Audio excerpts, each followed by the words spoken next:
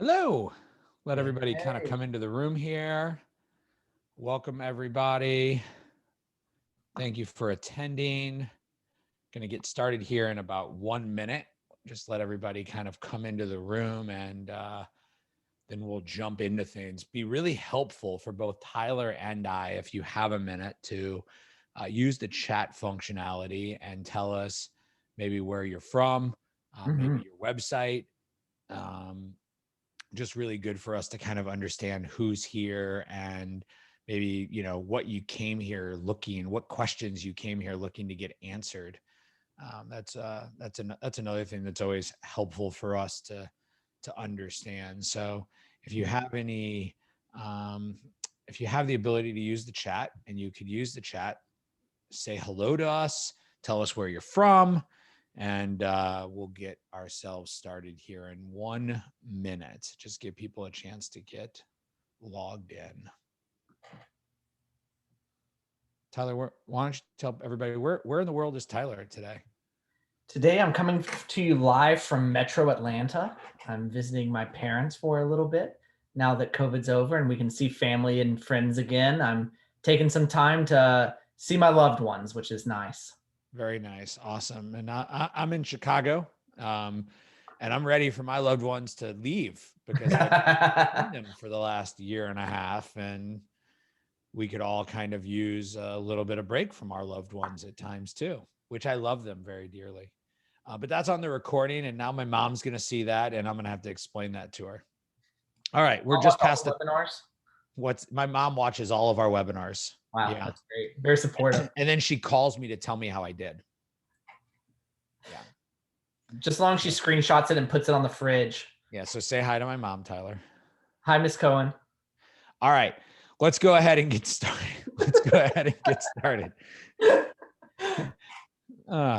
Thank everybody for joining us today. Today, we're going to cover driving traffic and converting sales, pulling the right levers to expand your website traffic and expand your website sales.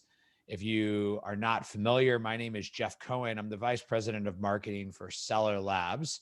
I've been in the e-commerce space since 2003 when I took a job working for a textbook business. My first e-commerce site was textbooks.com. I've been in the textbook business as well as the general e-commerce space, joining SellerLabs in 2012.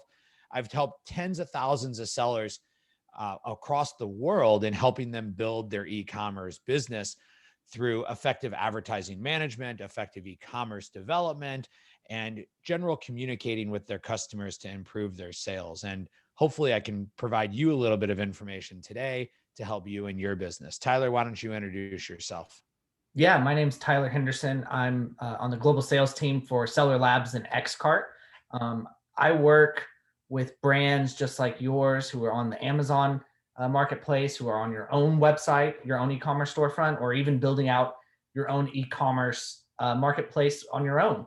And I help our customers and potential customers understand what's going on with their e-commerce, how they can improve it, how they can create better workflows and better customer experiences, and how they can improve their internal systems to be the most efficient and make them the most money. So I'm really excited to be talking about this particular topic that we have today, because I think that where we're going with this is where I spend a lot of my time on a daily basis talking with brands who are starting at day one to enterprise, 100 plus country locations in 100 plus countries. So it's really a broad breadth of knowledge that I get to bring to you today based on that. And some people may not fully be familiar with SellerLabs in comparison to Xcart. So let's just take a minute and kind of explain the SellerLabs Xcart relationship and our overall mission of our business. Tyler? Yeah, absolutely. So some of you are familiar with the SellerLabs side of things, and some of you are familiar with the Xcart side of things. So let's just take them piece by piece. SellerLabs is a leading software and services provider on the Amazon space. You maybe know us through our email marketing tool, Feedback Genius. You might know us through our Ignite, our advertising management tool. You might know us through our managed services team that helps you out managing your Amazon, Facebook, Google ads, with an in-house team. So we really help you succeed on that digital marketplace of Amazon on the SellerLabs side of things. Xcart is a scalable, affordable, and flexible solution that's going to help you grow out your own e-commerce storefront or build an e-commerce marketplace. So the vision of why SellerLabs acquired Xcart in 2019 and why our companies are now together and where we're headed in the future is allowing you to drive success and drive business where your customers shop. So that's your own e-commerce storefront that's on digital marketplaces, whether you're building your own or you're selling through Amazon. We're here to provide expertise on how to get there wherever your customers shop. Awesome. And if you're not completely familiar with Xcart, we've been in business for over 20 years. Our software has been used over 38,000 e-commerce stores. As Tyler said, we work with clients in over 100 plus countries, and we work with businesses of all different sizes. So businesses that are trying to launch marketplaces, businesses that are trying to launch their own e-commerce store, small businesses that are just getting started, all the way up to multi-million-dollar enterprise operations. And that all comes from the overall scalability that our platform provides, allowing you to truly customize your e-commerce solution to your business operations versus trying to fit your business operations into an e-commerce platform. And we're going to kind of see a little bit of how that's important today when we're talking about driving traffic and building out your site. When we get into that topic, we're going to cover three main areas. One, we're going to talk a little bit about the role of traffic and the role that traffic plays in driving for your site. And then we're going to talk about the three different types of media that you can have: earned, paid, and owned. And then we're going to wrap with some best practices as well as a general Q&A. So we're here today to answer your questions, and we're here today to make sure that you have value in what we're providing. So if we don't answer the question of what you're looking for today, please reach out. You have two different ways to reach out to us. One is on the chat. The other is using the Q&A button, and let us know exactly what your question is. Now, I want to start out with a little bit of a poll. The poll that I want to ask you is related to this idea of driving traffic and trying to understand how you're currently driving traffic to your site. These are all different mechanisms for driving traffic to your site: paid search, display ads, paid social ads, email marketing, SEO content, organic, PR. They're all different ways that you can be driving traffic to your site for you to be generating sales. And I see that a lot of people are in the email and SEO. We're seeing a few people on paid ads and displayed. So it's a pretty good mix. And ultimately what we're going to see here is that you need a mix of these medias for traffic to ultimately work for your business. Okay. So there was a reason why I showed you the different types of traffic that you could choose from. And I think this is a really good illustration for you to understand how the different types of media play together to ultimately give you your traffic.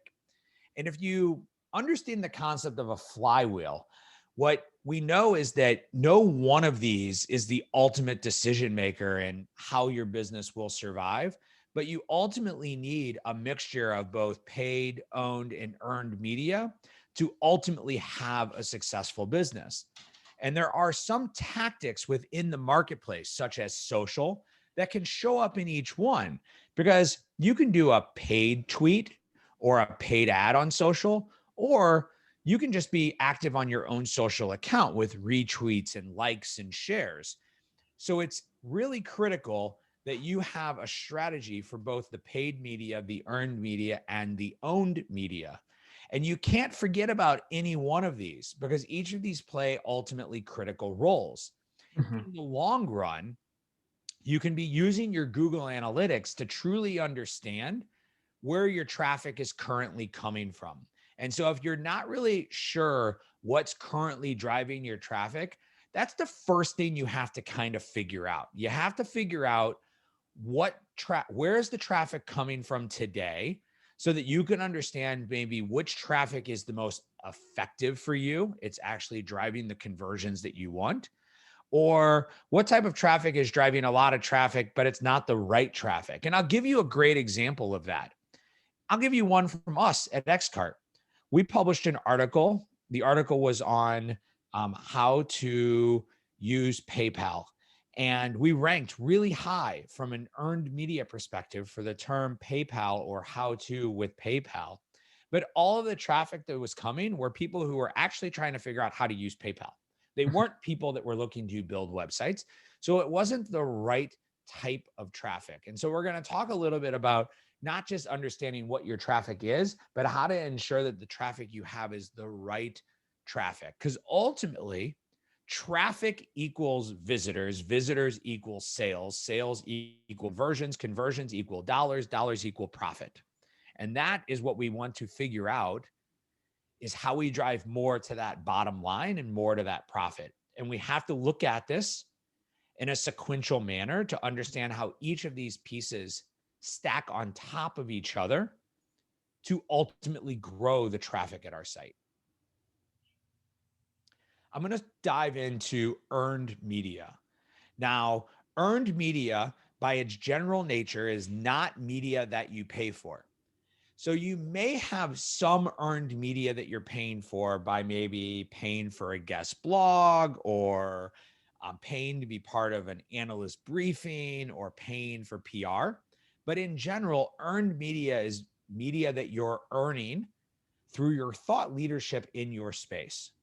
And the more that you're able to do from guest blog posting, or providing quotes to news media, or being involved with analyst briefings, the more you're able to earn media mentions of you and your business, which ultimately drives thought leadership on your organization. And it also starts to drive traffic and trust to your website. And when you look at the overall search engine optimization, SEO, we covered that in a previous webinar.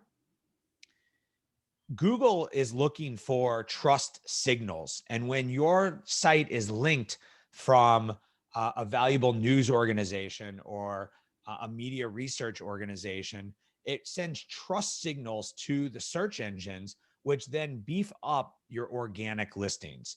And organic listings are the ones that are showing up on Google and showing up on other search engines when people type in different terms, such as your brand name, or how to use a product like yours, or maybe looking at your product versus your competitors.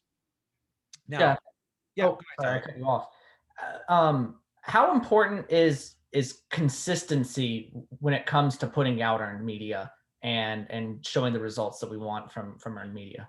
Yeah, that's a great question. I think that what I like to tell my team running marketing for XCart is that it's more important for us to be consistent with our editorial calendar so that people can be reliant on the things that we're doing. So if we're going to do a webinar, we're going to do a webinar every month, and we're going to typically do it the third week of the month.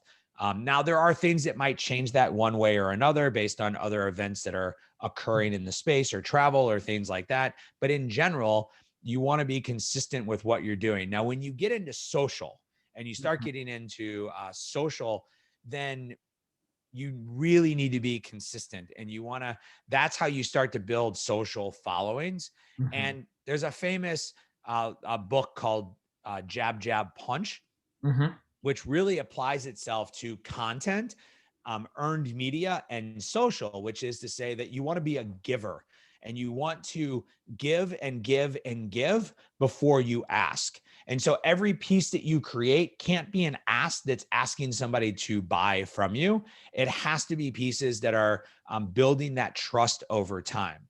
I Now, think that's something that people forget as well. People say, "Oh, I'm gonna hire a social media manager, and they're going to tweet out about the 30% off special that we're running, and we're gonna make $1 million on this sale." But that's not how it works when you're just doing that every single time. Yeah. And so what we do is we build an editorial calendar, and our editorial calendar is looking at the content for our website. It's looking at the content for our social. It's looking at our promotion calendar, and it's balancing all of that with the messaging that we're giving to our customers and to our prospects to ensure that we're constantly giving them value, with the idea that we want to get more earned media. We want to build more social trust with our customers.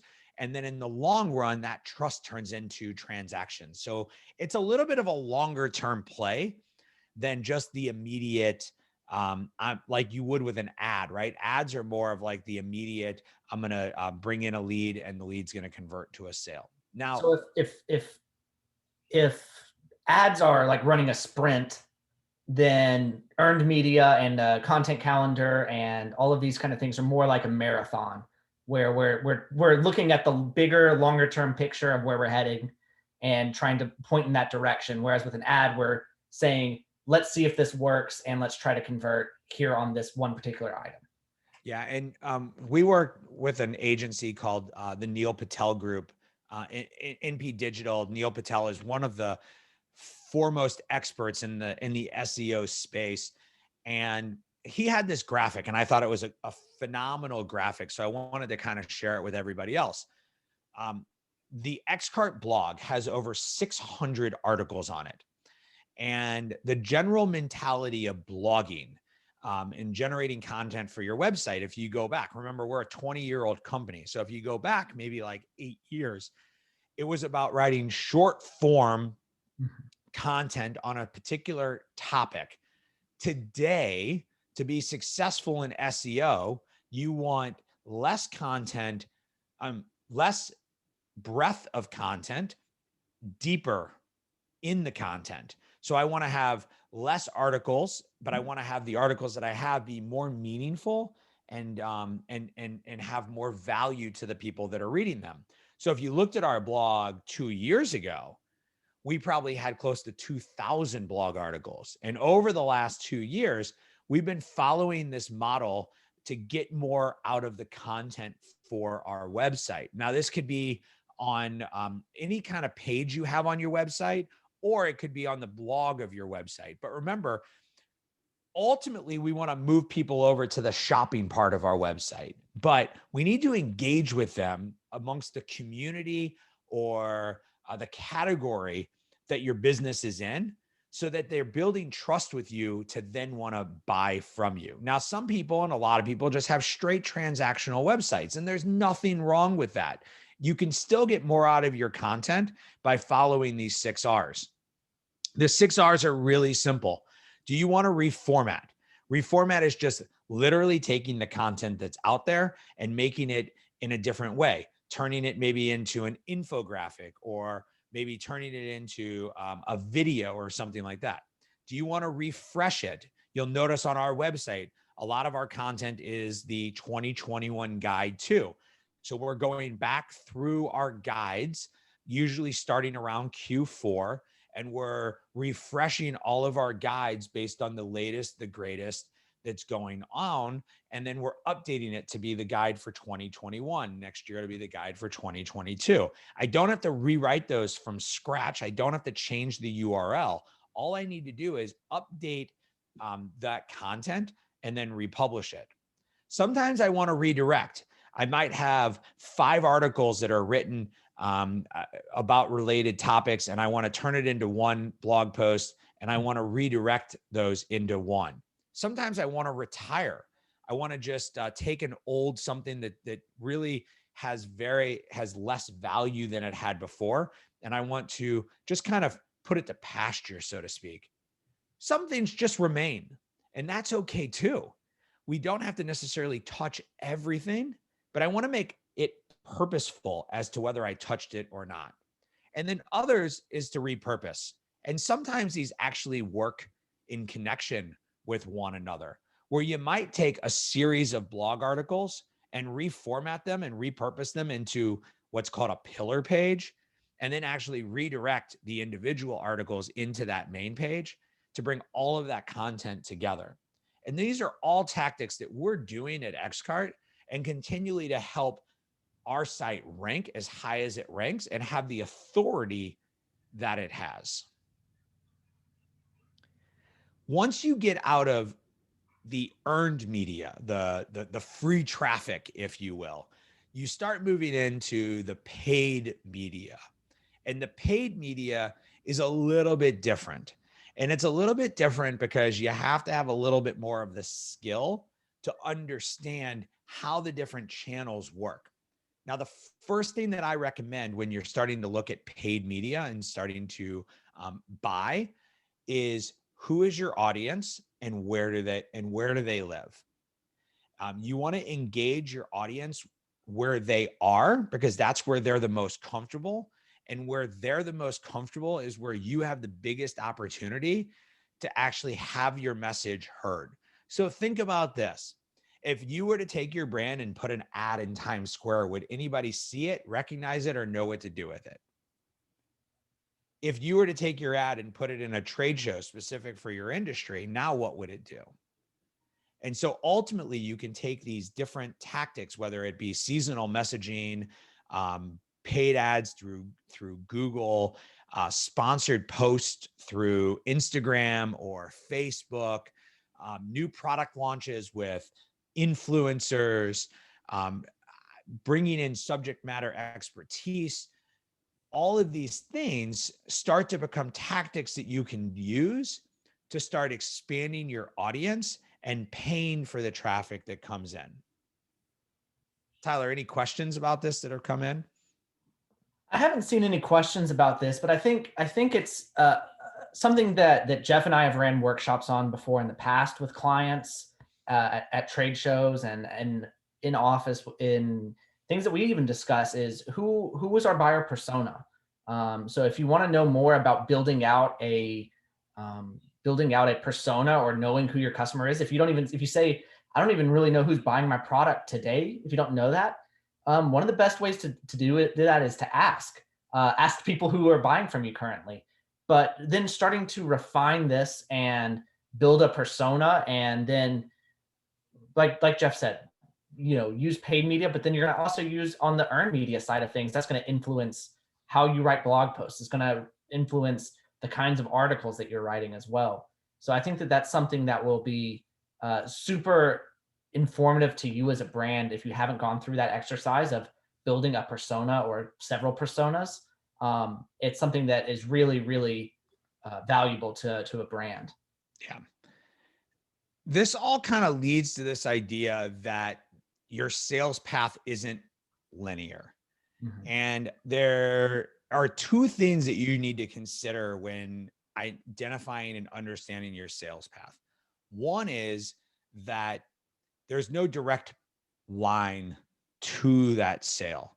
The second is that your customer is using different sources and different devices along the way. And this is why you ultimately want to have a mix that's pulling this together. So they might start at your YouTube channel and go to Instagram and then jump over to Facebook and then do some searches on Google and then look up your address and then check you out on Facebook and then get an email from you because they signed up from something, and on and on and on.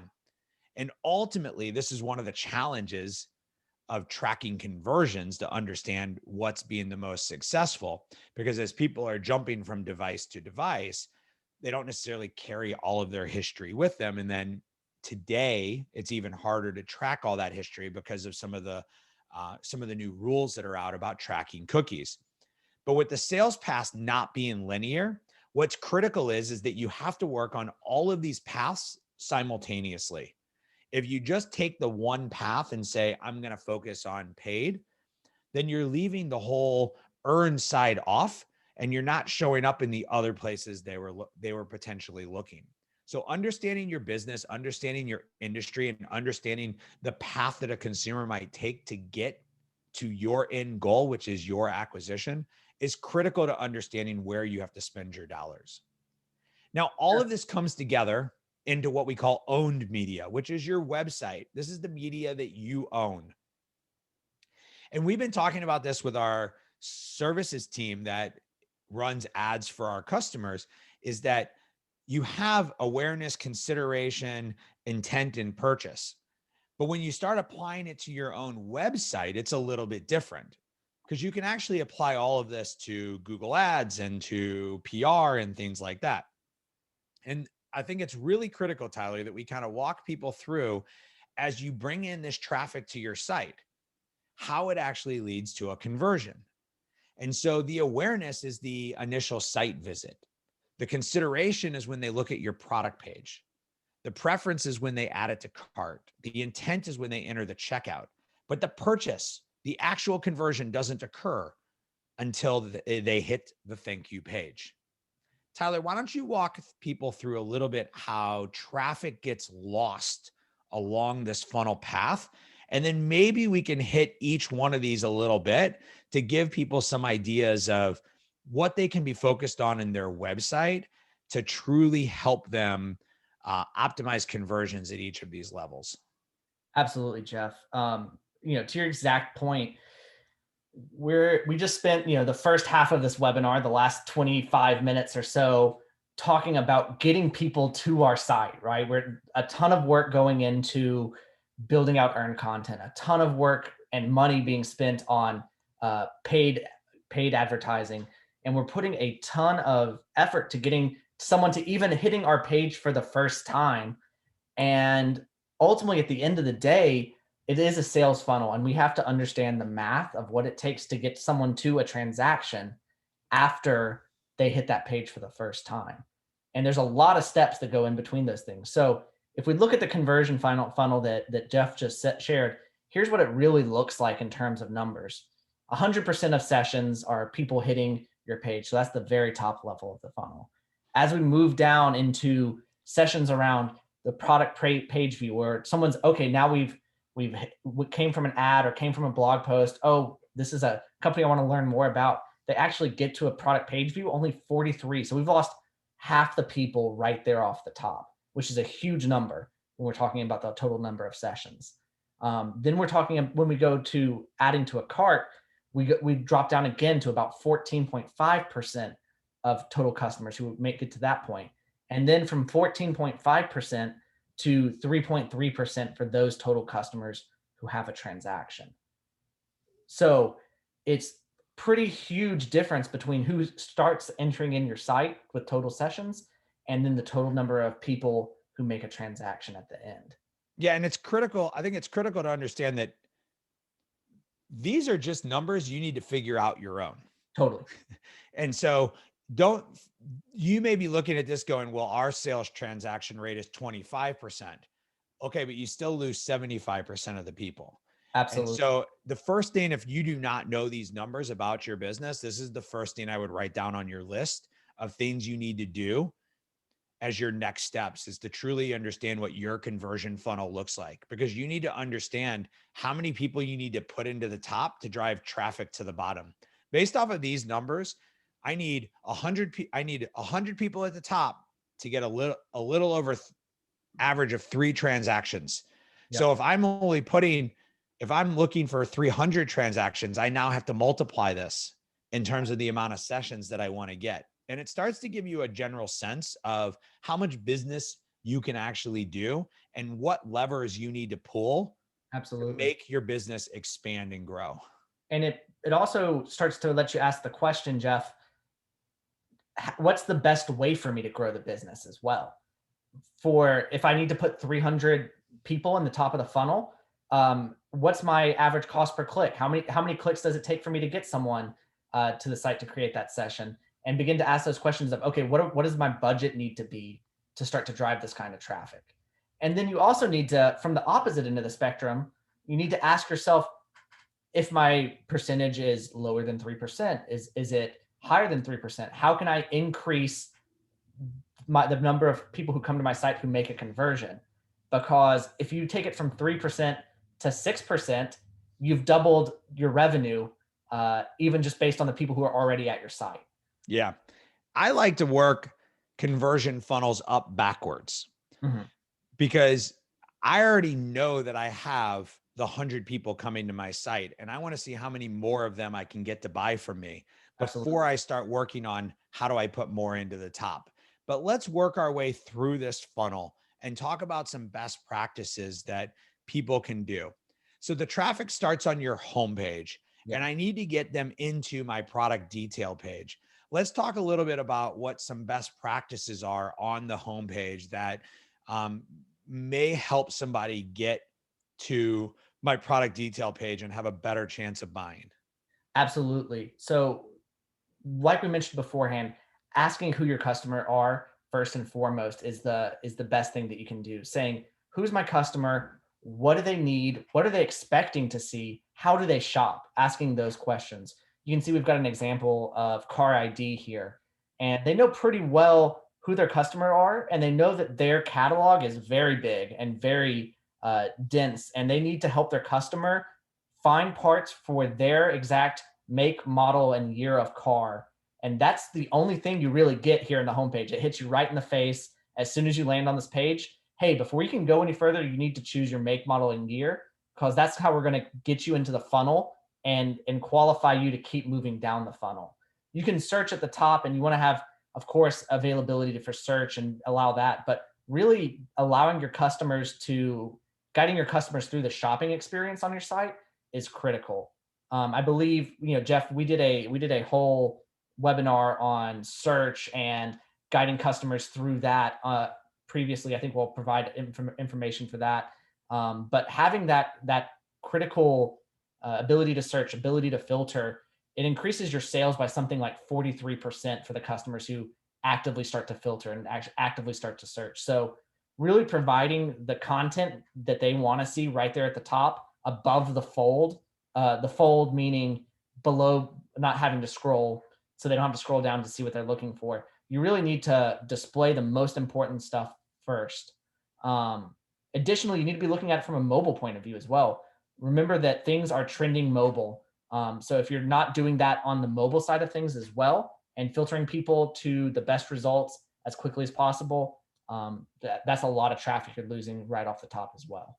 Yeah, and I think it's it's, as you said, it's critical to get them to their search results page that they desire, and you can see that Car ID is offering you a couple of different ways to get there, right? So Right. they have the select your vehicle. That allows you to use what's called garage functionality, where the site remembers what your vehicle is and is always kind of customizing the results to the vehicle that you have. They're using categories. That's where you see interior, exterior, performance, and lighting.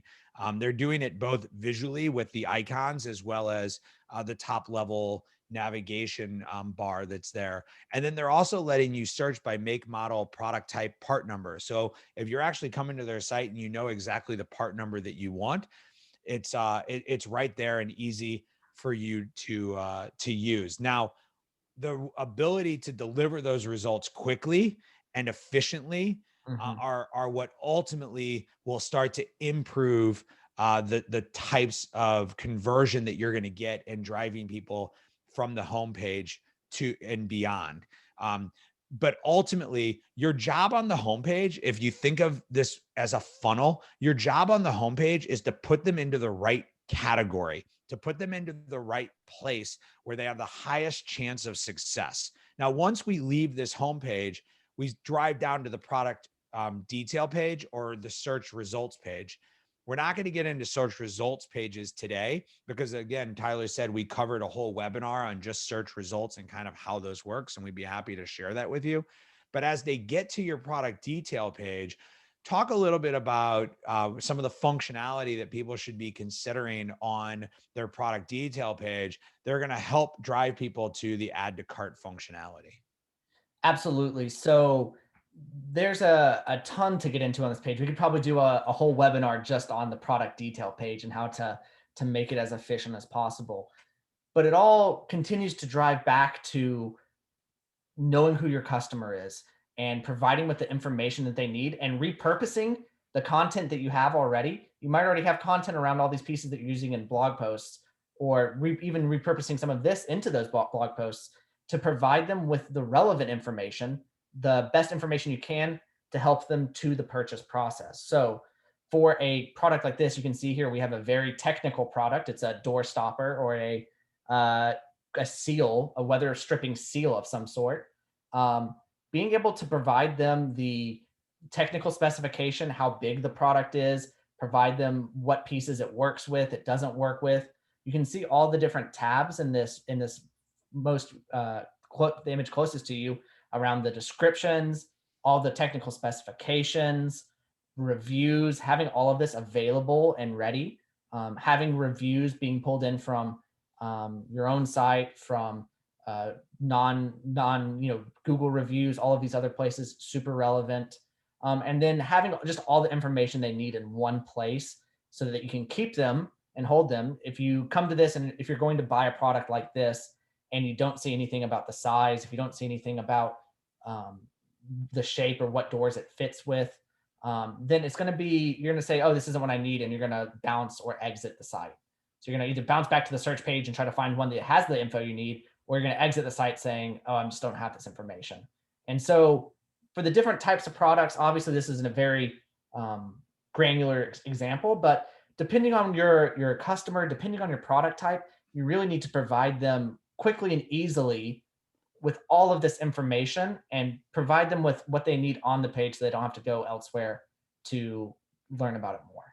And ultimately, when you're looking at the product detail page, this goes back to understanding your buyer persona. Your Absolutely. buyer persona is going to tell you whether you need to offer free shipping, whether you need to offer bulk quantity discounts, whether you need to offer wholesale pricing, whether you need to be this technical with the specifications that you're offering. Clearly, if you're selling a beauty product or something like that, you wouldn't have to be nearly this technical. But if you have a large catalog product, as Tyler said, and you're trying to make sure that the person's getting the right product, this is going to help you reduce returns, right?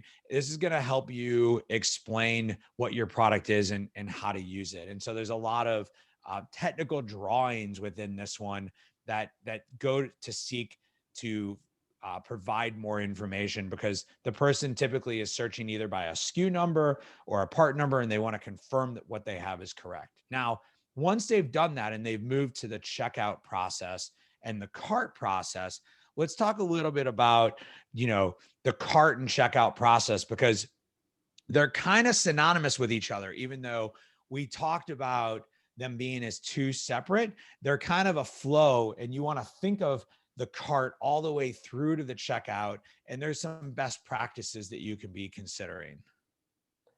Absolutely.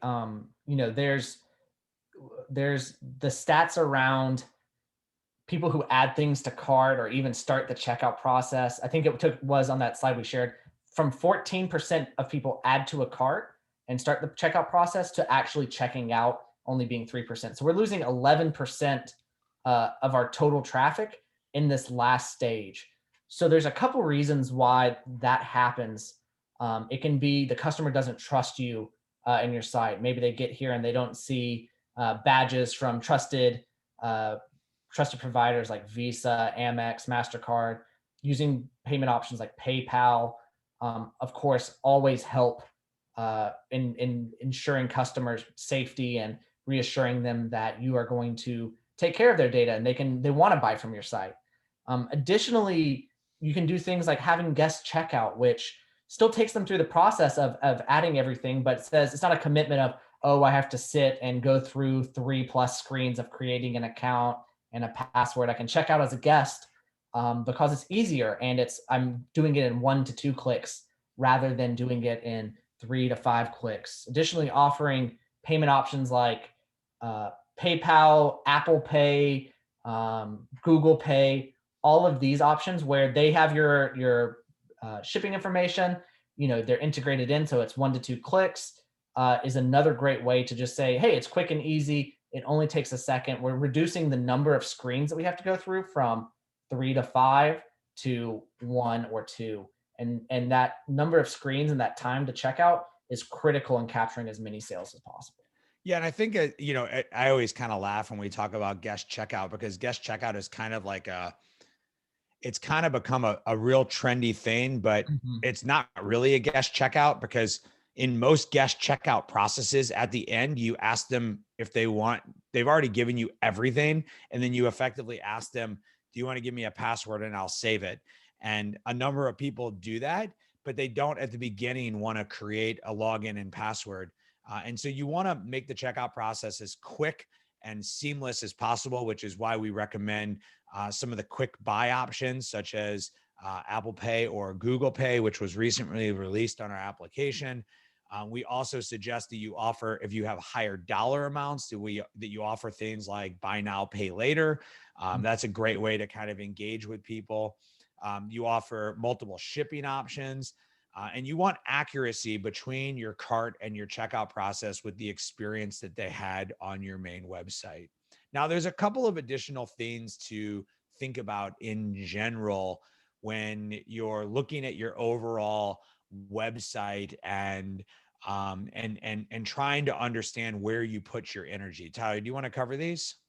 Yeah, things to be thinking about from the top. We talked about who your buyer is and understanding how your buyers expect to shop. So, like Jeff and I mentioned beforehand, are they a technical buyer? Are they looking to see specifications? Do they know?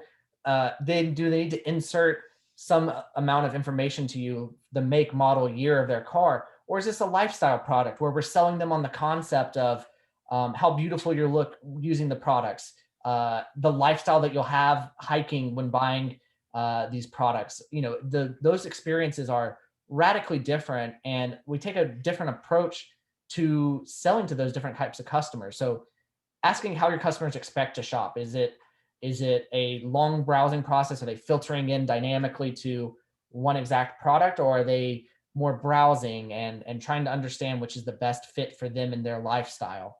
That's a critical point to Yeah, and I understand. think one of the mistakes we see a lot of businesses make when they're either changing platforms or building something from net new is that they don't think about all these things up front, and then they become additional expenses that they need in refactoring the code that they have, or changing the platform that they're currently on to the new platform. So things like accuracy of the results and speed of the results can be impacted by the search engine that you're using behind. It could be part of the data structure that you have behind, or possibly the speed of your hosting. All those things can start to impact that part of your business. So the more you can think about these things up front when you're building out your plan, the greater chance you have of success. Now, we have a special offer for anyone that attends the webinar today, and then we're going to move to a Q&A. It's a technical audit checklist. A lot of our customers have found this to be very helpful in understanding where their business is today and maybe where they need to be spending some of their time. We believe you should always kind of start your efforts on owned media, that you want to shore up your website first before you start worrying about the incoming traffic that's coming to your website. And so if you would like a technical audit checkout, you can just let us know by telling us in the poll that you're looking for some help with owned media. If you need some help with paid media, that would be Google ads, Facebook ads, or some other type of ad stream like that. You would pick paid media. And if you need help with the PR, SEO side of your business, you would say the earned media. So if you have any specific needs that you have for your business, you can take a quick minute and let us know. And then we can follow up with you after this event. So now we'll stop and take some questions. And Tyler, if you want to add something, you can. Yeah, just a real quick thing around that technical SEO audit. I think that that's a great place to start when we're talking about our 6 R's, when we're talking about refreshing. One of the things that we see all the time with people is maybe you've gone back and you've got blog posts from a couple of years ago. Some of those links are going to be dead, whether you link to your own website or to another company's website. Sometimes when you link away or you're building those credibilities, you're being linked to in a place that's not there anymore. And that at technical SEO audit, that's a great way to say, oh, I need to refresh this blog post and update the links or change where I'm linking to or from, just as an easy foot in the door for that. Okay, we have a couple questions that came in here. One, I think you kind of answered, but I'll ask it again just in case you didn't. How important is design when balancing the functionality and the conversion rate of your website? I think it's pretty critical in terms of making sure what we were talking about up until now. It's very critical in meeting your customer and their expectations. You want to provide a good experience and guide them through the process, like we talked about with Car ID, like we talked about with search, it's highly critical to be serving the most relevant and timely information to them as fast as possible. Okay, the next question that came in, I'm probably going to ask and answer this, but if you have anything to answer, you can. There was a question around how long should we expect for earned media to take effect? I think they're basically saying like, how long does it take before you start to see the results from earned media? I think Tyler kind of touched on this at the beginning, that earned media is really a marathon and not a sprint. And so there are some things you can do and start to see pretty immediate results. So Tyler was talking about the 6 R's, doing a lot of backlink cleanup, reducing a lot of your blog posts, and especially old retired ones that haven't been touched in a long time. You actually can start to see some pretty quick results from doing some of those technical audit changes, which is why we recommend that you start with that technical audit change. Now, obviously with advertising, you can see immediate results because you're paying to drive the traffic into your site. Personally, I still recommend that people understand where their funnel sits today, so that before you start driving more traffic in, you understand what your conversions rates look like now, so that as you're driving more people in to your site, you can actually see whether that traffic that you're driving in is effective or not. And I think one of the mistakes that a lot of marketers make, I make it myself at times, is that when you start to bring in paid media, you don't necessarily attribute the sales correctly. And so we use what's called first touch attribution. So whoever sent us that traffic first gets credit for it, no matter what non-linear path the customer ultimately ends up taking. I want to know, was it an organic ad or a paid ad that ultimately first brought that person to me, knowing that they were going to touch a couple of other things along the way. Yeah. I have one more question that came in. It says, although any thoughts on adding more financial options besides PayPal's buy now, pay later option? They have a pretty low cap, and others such as Sizzle, Affirm, and Afterpay offer bigger purchase amounts. That's a great question. I something that I see all the time with clients. Of course, it's knowing your product and how expensive your product is. Will, it sounds like for you, it's something that's worth looking into. Um, Using things like Affirm and Afterpay are something we work with on clients with a lot, and I think it's a big value add to your clients to offer those financing options, especially if you have a product that is more expensive or opt for financing. It's a great way to get you in the door with those clients who want to spend more without having to build out a process around providing quotes or offering wholesale discounts or anything like that. This is a great option to get your foot in the door with that kind of And, thing. and with a lot of questions that are asked during webinars, it's always like, well, we need to know more information. But I would say that if you're asking that question, that probably means that buy now, pay later from PayPal isn't meeting your needs. Mhm. And therefore you should look at other options. And so um, some of the times the rates are better on one or the other. Some of the success rate is better on one or the other.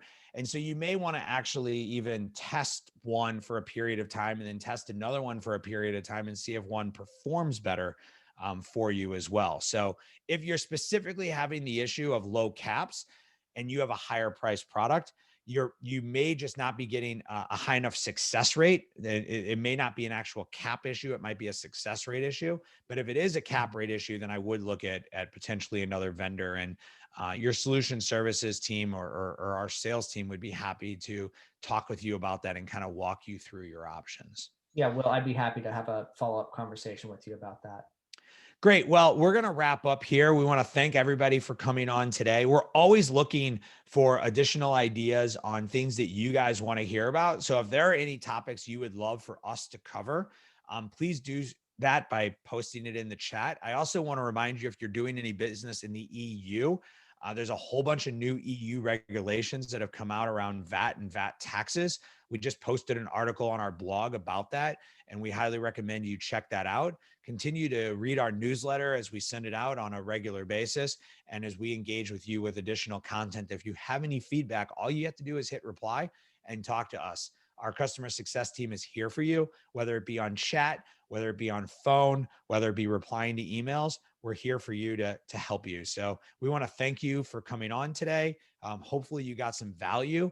I always like to ask at the end, if we provided value to you. So if you could, before you leave in the chat box, let me know on a scale of 1 to 5, 1 being this was a total waste of my time, 5 being, thank you, I appreciate this. Anything less than a 5, and well, Tyler's going to lose his job. Hopefully not. Hopefully not. Okay, no, Tyler won't lose his job. But I do ask you this. If you're going to give us less than a 5, tell us why. Let us know so we can improve that for next time. Let us know what we can be doing to provide more value to you in these types of events. So thank you, everybody. I hope everybody has a great day, and we thank you for joining us. Thanks, everyone.